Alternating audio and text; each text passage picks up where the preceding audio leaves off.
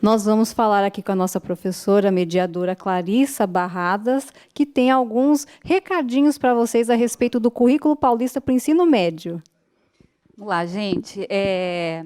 Sejam muito bem-vindos aqui à nossa programação especial aqui do Centro de Mídias. Essa transmissão está sendo feita aqui pela TV Educação e também pelo aplicativo do Centro de Mídias.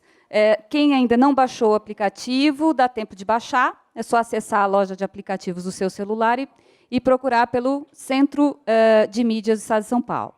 Se você tiver alguma dificuldade, né, ligue para o nosso 0800, que o número está aí na tela, e a ligação é gratuita. Tá?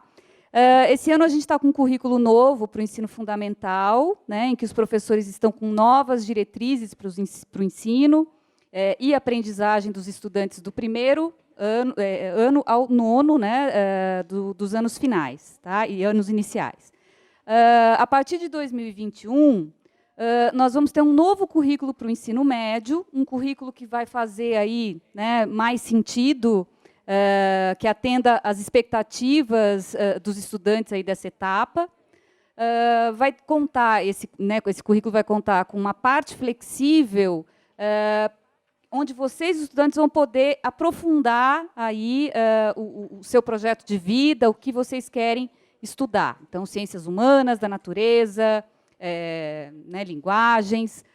Nesse momento, o documento ele está em construção por nós, redatores, os coordenadores, e a primeira versão está em consulta tanto para os seus professores quanto para os seus diretores, né, e agora também para vocês.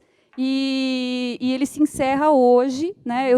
Vou pedir para vocês colocarem um link aí de acesso para que eles façam a consulta, né, para essa etapa aí do ensino médio. E é importante que todo mundo participe, que ali vai ter um questionário que vocês vão poder se colocar, tirar dúvidas e também contribuir para essa nossa construção aí do novo currículo. Eu vou passar aqui a fala para a Luíse, que vai falar um pouquinho hoje sobre a partilha da África, terceira série do ensino médio. Isso aí. Então, vamos iniciar a nossa aula de hoje. E eu já gostaria de pedir para que se colocasse o mapa na tela, porque a nossa problematização, né, a nossa provocação da aula vai ser a análise deste mapa. Então, observando aí todos os detalhes, né, nós temos uma legenda que indica que as partes em laranja correspondem aos países da África subsaariana, ou seja, que estão abaixo do deserto do Saara. Isso mesmo. E em cima, né, a gente tem aí o que é chamado, né, dentro dessa separação aí, de África mediterrânea ou África islâmica, né? Então, esses países aí de cima que vocês estão vendo, Egito, Líbia, né, Argélia, Tunísia, Marrocos, né, Saara Ocidental, são países aí desse parte do continente africano que a parte meridional, né? Isso, islâmica. É o norte da África, Isso. Né? Então, essa análise desse mapa pode nos sugerir que existem duas Áfricas, né, gente? A África branca, a África acima do Saara, ali a parte norte, a parte meridional, e a África subsaariana, que seria a África negra, né? Mas é bom a gente sempre pontuar, a gente refletir que, primeiro, a África, né, como muita gente confunde, né, professora? A África é um país, não, a África é um continente, tá? Ele é muito grande em extensão, existem diversos países ali, e essa divisão, ela simplifica um pouco a imagem geral que as pessoas têm do continente africano. E de onde que vem esse senso comum do continente africano, né? É isso que a gente vai discutir na aula de hoje. Então, para a gente continuar a nossa discussão, vamos passar aí para mais uma imagem para a gente analisar um pouquinho. Na tela, olha aí, observando essa imagem, né?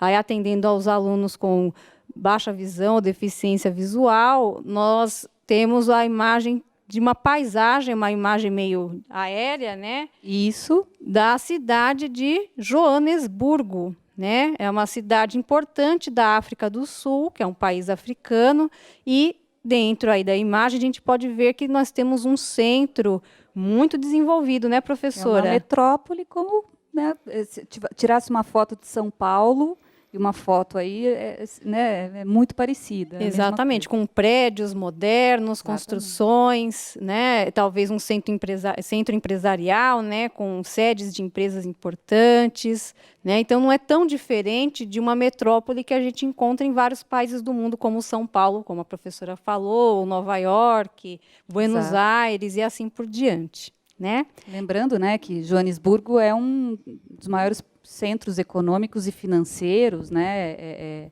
da África do Sul. Tá?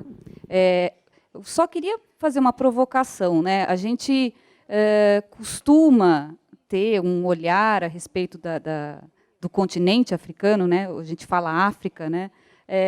Bastante complicado muitas vezes. Né? Ou é aquela África que a gente vê nos programas de savanas, né? O seringuete, os bichos, Uhum. né? Ou parece que é a pobreza, a miséria, a fome, né? E não é por aí. A gente tem que, né, desconstruir um pouco essa ideia e perceber as nuances que levam, ou que, né, não estou dizendo que não haja isso, né? Mas o que aconteceu para a gente ter né, ao longo da história e ao longo do tempo, todos esses problemas, né, dentro do continente, de alguns países do continente africano. Exatamente. Então, mais uma vez, até essa imagem da cidade de Joanesburgo nos mostra que a visão geral de África que se tem é um pouco equivocada, porque existem essas simplificações, esse senso comum de divisão de África negra e África branca, ou que a África é uma parte exótica, com a savana, com os animais, e a outra parte muito pobre. Então, nós vamos desconstruir, como a professora falou, na aula de hoje, isso. E, para a gente entender como que esse senso comum é criado, a gente vai trazer um trechinho, né, professora, de uma reportagem. Nós vamos ler juntos, né? Eu leio daqui, vocês leem daí. Então, está na tela. Então, nós temos esse trecho aí de texto, onde diz o seguinte: segundo o Banco Mundial, a taxa de extrema pobreza no mundo é de 10%. No entanto, na África, esse número chega a 41%, dados de 2015. As explicações do órgão internacional, apesar da heterogeneidade do continente, dos seus países, ainda estão relacionadas à violência, guerras civis, fragilidades institucionais. Alguns países teriam suas taxas de crescimento econômico menores, diante da dependência de outros países. Será que essa questão, né, da África ter todos esses problemas aí apontados, inclusive pelo Banco Mundial e tal, tem relação com permanências, né? Permanências que acontecem por problemas de dominação, exploração, e que vão, né, se refletir ao longo, né, do tempo aí, né, dentro de todos esses países. Né, a gente tem que lembrar que o Brasil, por exemplo, é um país, né, negro, né, e a gente teve aí, né, mais de 3 séculos de escravidão. Exatamente. Né? Então, na verdade, esses problemas apontados nesse pequeno fragmento de texto que nós lemos são consequências, são uma permanência de um processo histórico que ocorreu lá no século XIX, né? Que é o tema da nossa aula, que é o imperialismo e o neocolonialismo. E a dominação que países europeus promoveram, a ocupação e a exploração que alguns países europeus promoveram naquele continente. Exatamente. Então, e acho que é importante, né, pensar, a gente está falando de imperialismo e neocolonialismo. Neo, né, vem do novo, né? Isso. Então é um novo colonialismo que é empregado aí pelas nações, pelas grandes potências capitalistas da época, que vão explorar determinadas regiões do mundo, e não só a África, mas a Ásia também, né? e dessa maneira buscar aí matéria-prima, né, recursos aí importantes para, né, o desenvolvimento econômico do europeu, obviamente. Exatamente, né? A Europa estava passando por algumas transformações ali políticas e a busca de matéria-prima se refletiu lá no continente africano. Então, para a gente dar aí mais uma profundidade no que a gente está discutindo, vamos colocar em tela mais esse fragmento, por gentileza, para a gente introduzir aí essa questão do imperialismo. O que é imperialismo, né? Então, vamos lá. Eu leio daqui, vocês leem daí. O termo imperialismo corresponde ao processo histórico de expansão, conquista e dominação econômica de uma ou mais nações, nas quais o capitalismo encontrava-se plenamente amadurecido sobre outras nações e povos, e a partir daí passaram à condição de dependentes nos planos econômico e político, em maior ou menor escala. Esse processo atingiu a sua maturidade entre 1875 em 1914, e implicou em sua época clássica a partilha afroasiática pelas grandes potências europeias, além dos Estados Unidos e do Japão. Nessa época, segundo alguns estudiosos do imperialismo, mais do que a exportação de mercadorias produzidas em larga escala pelas grandes indústrias, a ação imperialista teria por objetivo principal a exportação de excedentes de capital que encontrariam maior remuneração uma vez investidos nas chamadas áreas periféricas do capitalismo mundial. Então, como vocês puderam observar aí na leitura do texto, o imperialismo ele depende, em primeiro lugar, de uma maturidade de alguns países em relação ao próprio sistema capitalista. Em que estágio do capitalismo estão esses países? Quanto mais desenvolvido, mais propício aí o ambiente para que se realize essa exploração de outros. Por quê? Porque quando o capitalismo está muito desenvolvido, significa que as indústrias daqueles países demandam matérias-primas, né, para fabricar os seus produtos, e também demandam mercado consumidor, para que a gente vai vender estes produtos. O imperialismo e o neocolonialismo, né, ele vai ser diferente daquele colonialismo antigo, né, da época das navegações, né, do Brasil, inclusive. Isso. Né? Então, é só pontuar isso aí para a moçada. Exatamente, até porque o colonialismo lá das grandes navegações, ao qual o Brasil participou, né, como colônia, os colonizadores estavam desbravando muitas vezes, né, os territórios, eles não sabiam exatamente o que de riqueza existia ali a ser explorada. Já é diferente desse momento do neocolonialismo, onde, né, os países europeus já sabiam bem qual era o objetivo? Buscar matérias-primas baratas, se possível até sem nenhum custo, né? Exato. E depois usar aquela mesma população como mão de obra e mercado consumidor. No caso, a população dos países colonizados, que aí o objeto da nossa aula de hoje é o continente africano. Então, essa foi a função do continente africano nesse momento, né? E lembrando que o imperialismo, ele não necessariamente ele sofreu intervenção direta, como aconteceu em muitos países da África e Ásia, né? Mas você tinha o imperialismo indireto também, que o Brasil, né, sofreu esse imperialismo, essa né, dominação e interferência de países capitalistas aí, dessas grandes potências. Isso, então vamos dar continuidade aí para a nossa aula, né? Vamos observar esta imagem. Quando a gente fala de dominação do continente africano, de ocupação, de imperialismo, de neocolonialismo, a gente pode fazer uma análise a partir dessa charge que está aí. Então, essa figura aí no meio, né, cortando um bolo, né, isso. Que escrito África no meio, né, é uma caricatura, né, do chanceler alemão, o Otto von Bismarck, tá? Ele foi uma das cabeças aí que resolveu organizar a forma como os países capitalistas e as grandes potências iriam dominar aquelas regiões. Então, a Ásia, a África, né? Então, aí vocês veem que ele está no centro. Lembrem, façam uma relação aí com temas anteriores. Vocês lembrem que a Alemanha acabou de se tornar, né, em 1870, Isso. né? Ela acabou de se unificar, né, e se tornar um Estado nacional.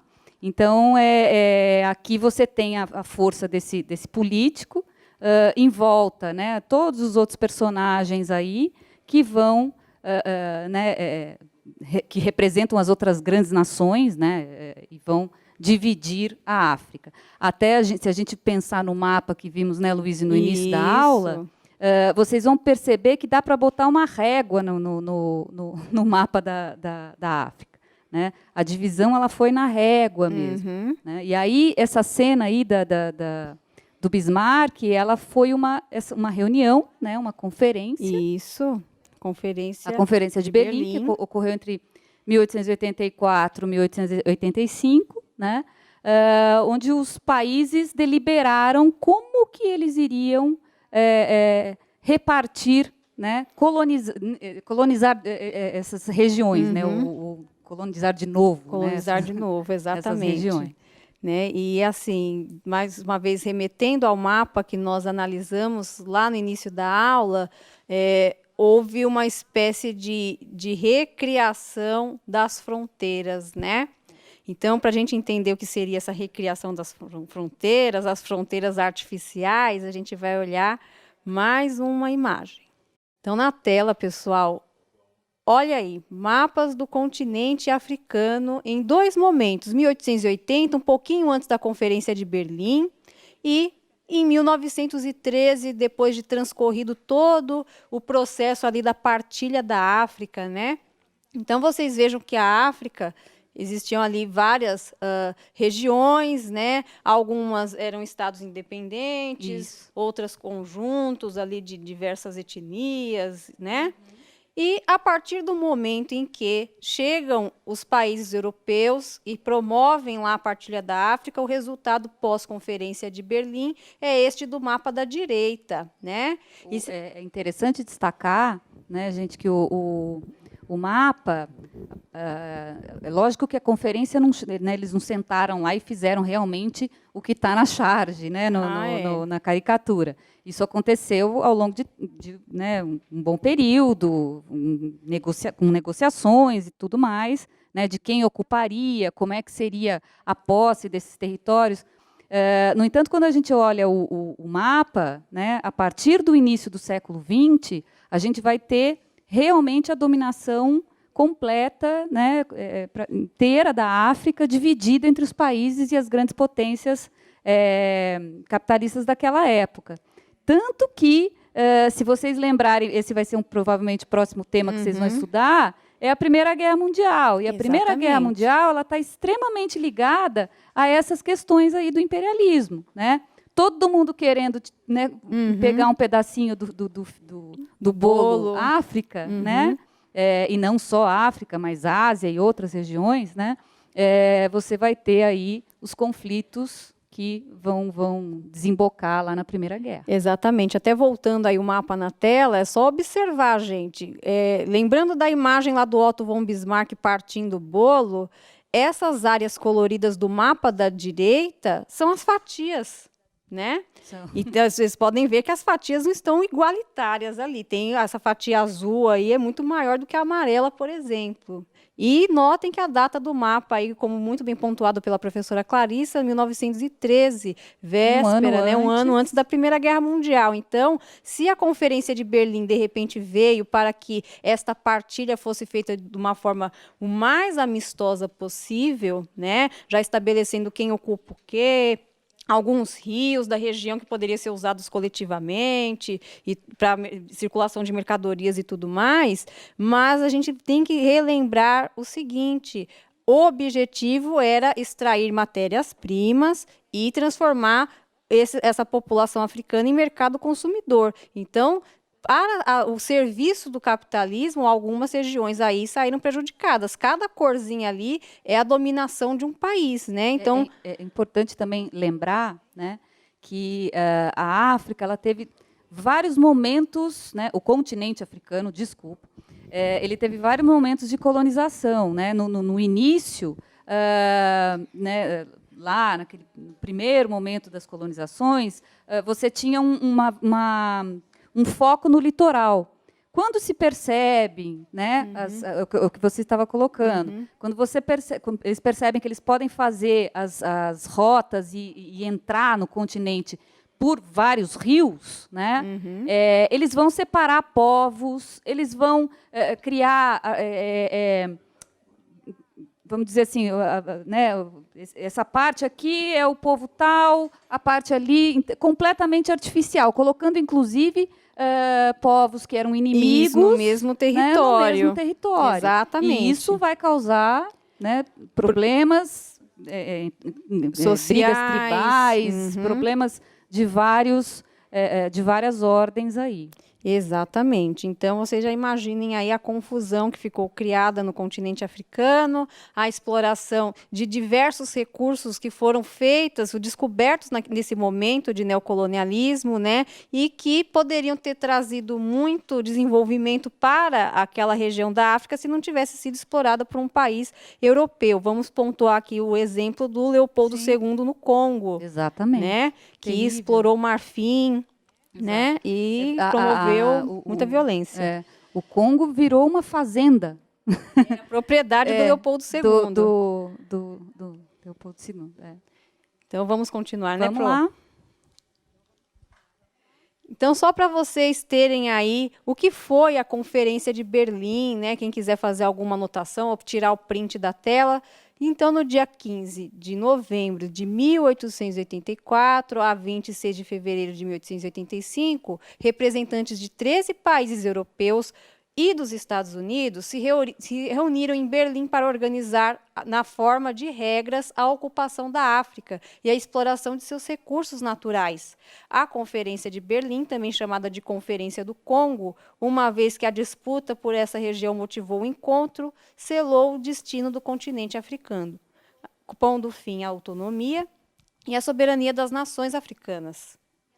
Ao mesmo tempo, a África tornou-se o novo palco do confronto e das velhas rivalidades europeias, o tabuleiro onde se decidiria o frágil equilíbrio das potências europeias, né? Então, não dá para a gente pensar que foi tudo amigável, né? Prejudicou-se o povo africano, as regiões ali ocupadas, sim, mas a divisão foi pacífica, harmônica, de nenhuma forma, né? Não, causou muito pelo confusão contrário. dentro e causou aumento da concorrência, da disputa comercial e econômica entre esses países, né? entre os próprios europeus. Aí, de novo, reforçando consequência, Primeira Guerra Mundial, né? Então, vamos seguir. Então, agora a gente vai para o nosso primeiro momento de interação, né, Pro, para aferir aí o que os alunos estão conseguindo absorver da nossa aula, né? Então, vamos colocar as 3 perguntinhas na tela. Primeira pergunta: qual é a relação que podemos estabelecer entre a Conferência de Berlim e as mudanças no mapa do continente africano? 2. O que se pode perceber observando os mapas? E C. O mapa fixou fronteiras artificiais. O que isso significa? A gente volta daqui 2 minutinhos, interajam pelo chat.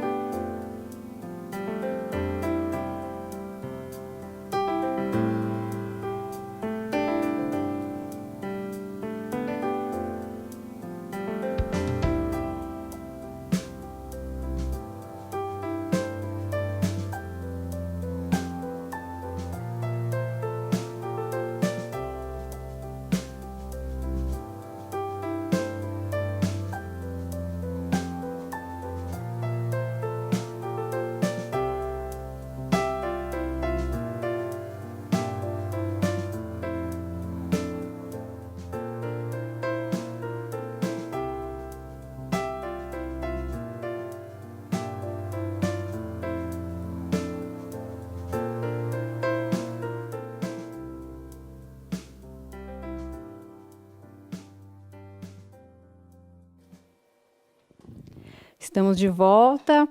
Vamos dar uma conferidinha no que vocês apontaram rapidamente, né, professora? Para dar tempo da gente avançar um pouquinho. O Clayton coloca aqui, né, a questão do capitalismo extremo, né? O Davi fala Berlim, né, uma das maiores potências militares.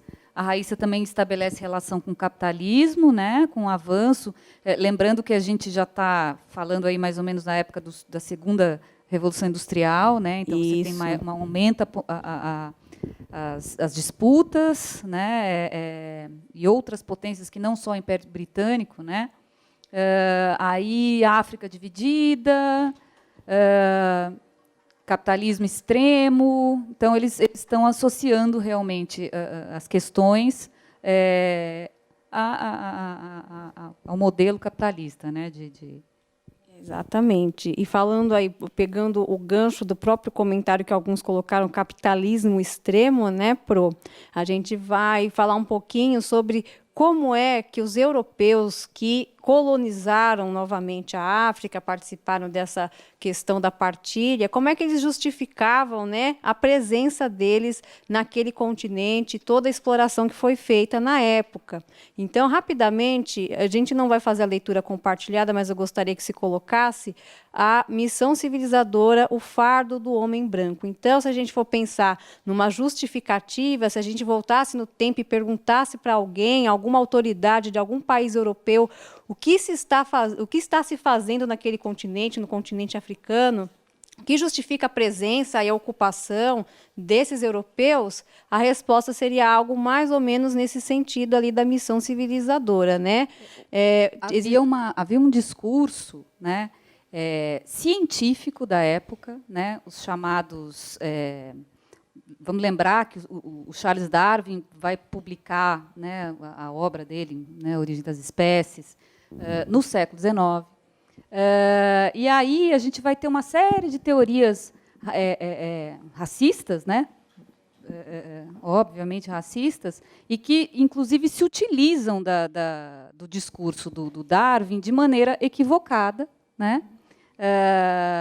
E vão se pautar, né, com a ciência, vão dizer que a ciência justifica, né, o estudo da ciência vai justificar que existem raças, né, superiores e inferiores. E, dessa maneira, né, com esse discurso,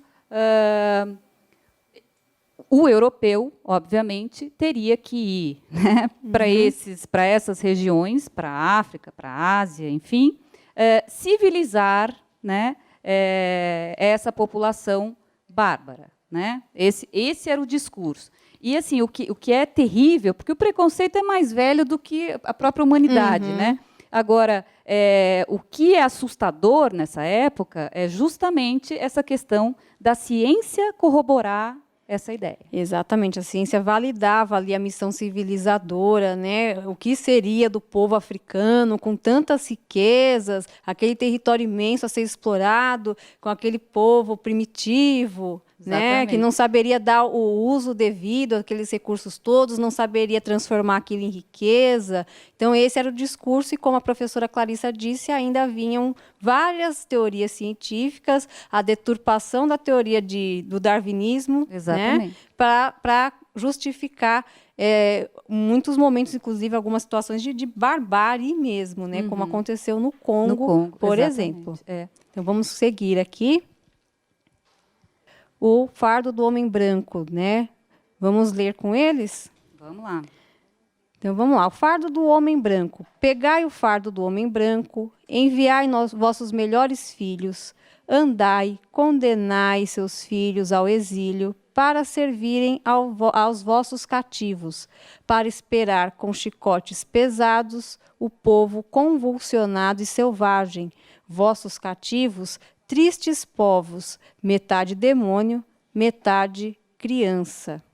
Isso é uma poesia, né? É uma poesia, né? Suposta poesia, né? Muito, né? Muito forte, né? Bastante forte. A gente tem um discurso, né? Como nós falamos sob a égide da ciência, né? A justificativa da dominação. Então, o fardo, né?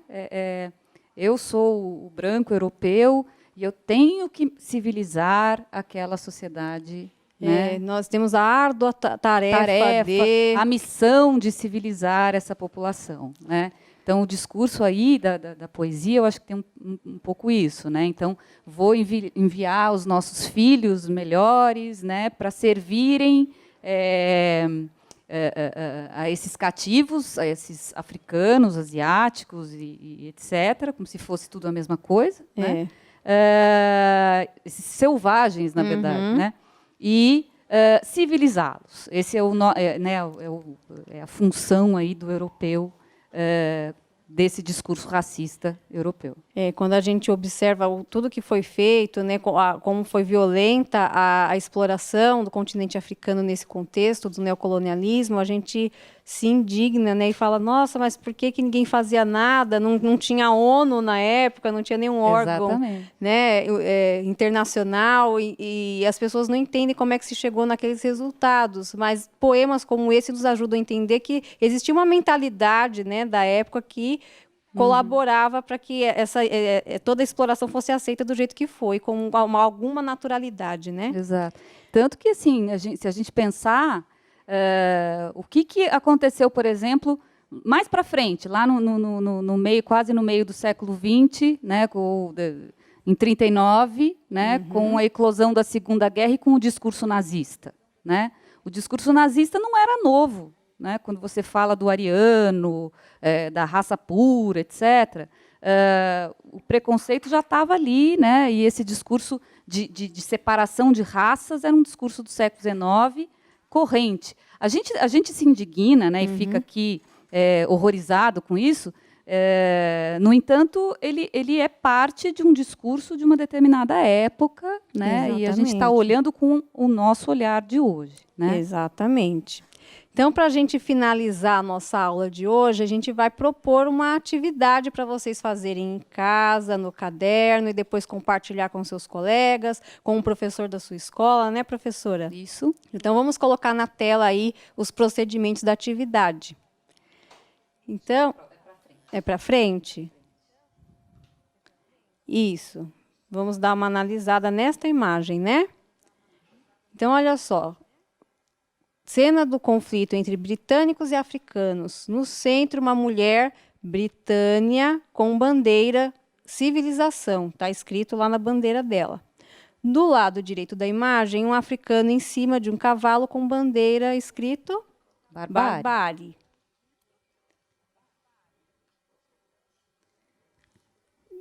Dá tempo de fazer a interação via chat? Eu acho que não, né? Dá? Se for um minutinho, dá. Então, vamos lá. Então, olha só, para a gente encerrar, então, vamos fazer via chat mesmo.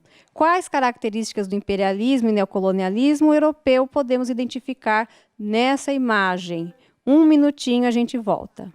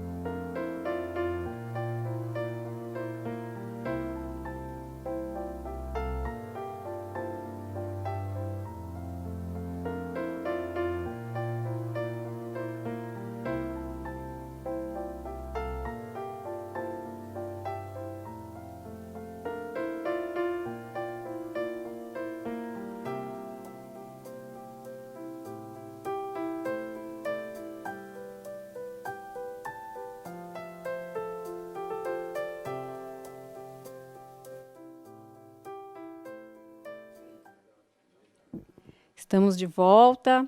Vamos dar uma conferida aí para a gente encerrar a nossa aula nos comentários dos nossos estudantes lá no chat. Então, a pergunta, né? Quais características do imperialismo e neocolonialismo europeu podemos identificar na imagem? Dá para voltar a imagem um pouquinho aí? Então, o Luiz está falando sobre nazismo, né? Provavelmente ele quis... né, ouviu aí e quis fazer uma relação. A grande maioria está falando Kaique, Felipe, Tiago, né? Está falando de conflitos e a questão do racismo, né, que aparece aí na imagem. Então, a gente vê a bandeira, né, Britânia é o quê? Né? É a Inglaterra entrando, né, na África para colonizar, né? No caso aí, é uma imagem bastante interessante, porque ela é da construção de uma estrada de ferro, né, que levaria... que ficou interminada, ela nem foi terminada, mas, enfim... então, né, você está levando a civilização, você está levando o progresso, né? E, olha, eles estão resistindo, né?